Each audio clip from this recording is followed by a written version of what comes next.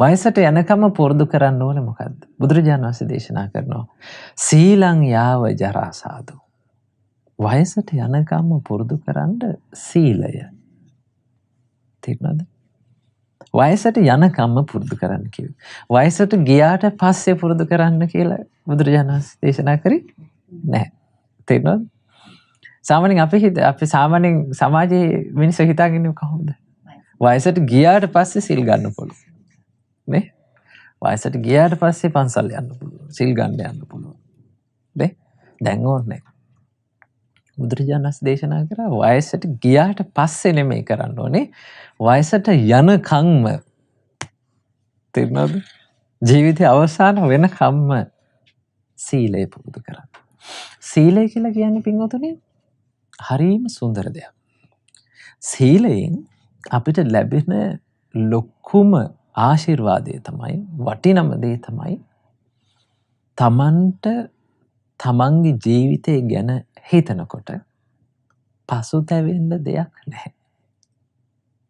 සිල් රකින්න කෙනාට තමන්ට තමන්ගේ ජීවිතය ගැන හිතනකොට තමන්ගේ ජීවිතේ පිරිසිදුයි කියලා දැනෙනවා. තේරුණාද? දැන් මේ ලෝකේ ගොඩාක් ජීවත් වෙන මිනිස්සුන්ට තියෙන ප්‍රශ්නයක් තමයි තමන්ට තමන් ගැන හිතලා සතුට වෙන්න බෑ. හරිද? තමන්ට තමන් ගැන හිතනකොට තමන් කරපු දේවල් ගැන හිතනකොට කියපු දේවල් ගැන හිතනකොට ජීවත් වෙච්ච දේ ගැන හිතනකොට කොහේ හරි පසුතැවෙන කාරණාවක් ඉතුරු වෙලා හැංගිලා ඉතුරු වෙලා ඒක කාටවත් කියන්නේ නැතුව කියා ගන්න බැරුව ඉතුරු වෙලා ඒක ගැන හිත ඒක අල්ලගෙන ඒක වටේ කැරකි ජීවත් වෙනවා. එහෙමයි නැද්ද? එහෙනවා. තේරුණාද? සීලේ තියෙන වටිනාකම තමයි සීල් රකින්නකොට අපි කරන්නේ අපේ ශරීරයෙන් අපි කයින් කරන දේවල් වලින් අපි සංවර වෙනවා. තේරුණාද? වචනයෙන් කරන දේවල් වලිනුත් අපි සංවර වෙනවා. හරිද? දැන් හොඳට බලන්න ජීවිතේ මොකක් හරි පසුතැවෙන දෙයක් තිබ්බොත් එක්ක අපි මේ කයින් කරපු දෙයක් නේද? එක්ක වචනයෙන් කියපු දෙයක්. නේ? හැබැයි සිල් රකින්න කෙනාට තියෙන වාසිය තමයි ඒක නා ඒ පසුතැවෙන දේවල් වලින් ඒක නා වළකිනවා. ඈත් වෙලා ඉන්න. තේරුණාද? එතකොට ඒ කෙනාට හිතෙනවා හරි මගේ ජීවිතේ පිරිසිදුයි.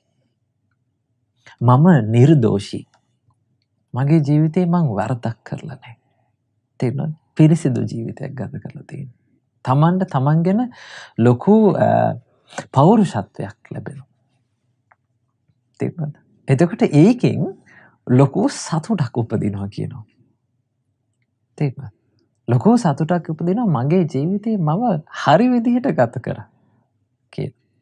දැන් ඕන බලන්නකො අපි හොඳ දෙයක් කරපුවාම පිනක් කරපුවාම තියෙන ඒකේ පිටිපස්සේ තියෙන ලොකුම දේ තමයි මොකද්ද? තමන්ට ඒ කරපු දේ ගැන හිතලා සතුට වෙන්න පුළුවන් හොඳට. තේරුණාද? හිතන්න ඔබ පාරේ යනකොට හොඳේ දුප්පත් මිනිසෙක් දකිනවා. හොඳේ කන්න බොන්න නැති මිනිසෙක් දකිනවා. ඔන්න අපි වැඩට යනවා කියලා හිතනවා ඔයගොල්ලෝ. තේරුණාද? දැන් ඔන්න තමන් ළඟ තියෙනවා කෑම එක. වැඩට ගෙනියලා කන්න ගෙනිච්ච කෑම එක, ගෙනියන කෑම එක තියෙනවා. මේ මිනිස්සයා මේ දුකෙන් ඉන්නව දැක්කම හිතනවා කියන්නකො ඔයගොල්ලන්ට දෙන්න. අනේ මේ පව් මේ මිනිස්සයා මේ කෑම එක මන් දෙන්න ඕනේ. තමන්ට කන්න තිබ්බ කෑම එක අපි දුන්න කියලා හිතන්න. ඒ කෙනාට දෙන්න හිතිච්ච වෙලාව. තේරෙනවද? දෙන්න කලින් අපි ඉස්සෙල්ලා ටිකක් හිතන්නේ නැද්ද? මේක දෙනවද නැද්ද? නේ? හිතෙනවනේ නේ. දුන්නොත් මං කොහොමද කන්නේ? නේද? එතකොට අපි කල්පනා කරලා නෑ. මං කොහොම හරි කෑම ටිකක් මං කනවා කඩෙන් හරි කනවා. මම මේ මනුස්සයාට මේක දෙනවා. අපි අපේ අර හිතත් එක්ක සටන් කරලා අපේ හිතේ තියෙන ඒ දෙන්න හිතෙන්නේ නැතිකමට මොකද්ද කියන්නේ? ඒකට කියන ලෝභය කියලා. තේරුණාද? ඒ ලෝභකමත් එක්ක අපි සටන් කරනවා. හොඳේ? සටන් කරලා තමයි අපි ඒක දෙන්නේ. අතහරින්නේ. ඔන්න අපි දුන්න කියලා හිතන්නකෝ මේ මනුස්සයාට. දුන්නාම මේ මනුස්සයා බොහොම සතුටෙන් ওই කෑම එක අරගෙන පැත්තකට ගිහිල්ලා ওই කෑම එක කනවා අපි දැක්කේ. කාලා බඩ පුරව ගන්නවා දැක්කේ. හිතට සතුටක් එන්නේ නැද්ද? සතුටක්. හිතන්න කොහොම කාලේ ගෙවෙනවා. දැන් ඔබට ওই කරපු දේ අමතක වෙනවා. තේරුණාද? කාලෙ ගෙවිලා ඔන්න අවුරුදු ගානකට පස්සේ ආයෙත් පාරේ යනකොට ওই මිනිස්සයව දකිනවා ඔබ. හරි? ඒක නා ඔබ දකිනවා. මොකද මතක් වෙන්නේ? එදා දුන්න දානේ. තේරුණාද? එදායි අතහැරපු දේ ඒ කරපු දේ ඔබට මතක් වෙනවා. පසුතැවීමක් ඇති වෙනවා. ලොකු සතුටක් ඇති වෙනවා. තමන්ට තමන් ගැන. නේද? ඒ සතුට ලෝකෙ වෙන ඔය සාමාන්‍ය දේවල් වලින් අපිට ලබන්න පුළුවන්ද?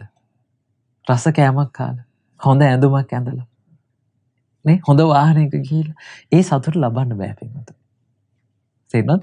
පිනින් යහපත් විදිහට ජීවිතය ගත කරන එකකින් ලැබෙන ලොකුම ආශිර්වාදය තමයි අන්න ඒ සතුට ලැබෙනවා.